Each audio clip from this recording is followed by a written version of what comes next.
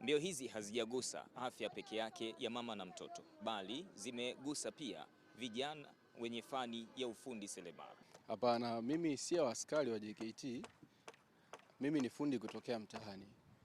Kweli jeshi lina mafundi wapo, lakini pia jeshi limetupa pia fursa sisi vijana kutokea mtaani kuja kufanya kazi hapa. Mambo ni moto, mambo ni fire kama unavyoona sehemu mbalimbali hapa. Kila kitu kinaenda vizuri kabisa. Tuwakaribishe wale walala salama wale wafike kujiandikisha kwa udi na uvumba. Tumeshamaliza kilomita 5, kilomita 21 na 10 zimebaki chache sana. Nadhani kufikia baada ya masaa 2-3 kutokana na nguvu ya watu wanavyoendelea kuja tutakuwa tumekamilisha kabisa. Kama JKT Marathon, sisi kama kampuni ya ulinzi tumejihakikishia kwamba wakimbiaji wote lazima wawe katika hali ya usalama, na hilo ndio ilikuwa kipaumbele chetu.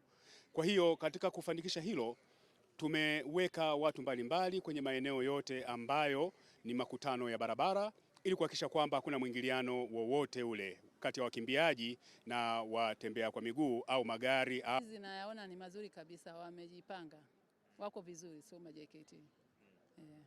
Unatutarajia nini kutoka kwako na umejipangaje kushinda? Yaani mtarajie kwangu kama kilomita 10 nitazimaliza na nitakuwa tayari nimeshapata historia. Lengo ni kutimiza lengo la kugusa afya ya mama na mtoto siku ya kesho. Kutoka Dodoma, Khalid Msabaha, ITV.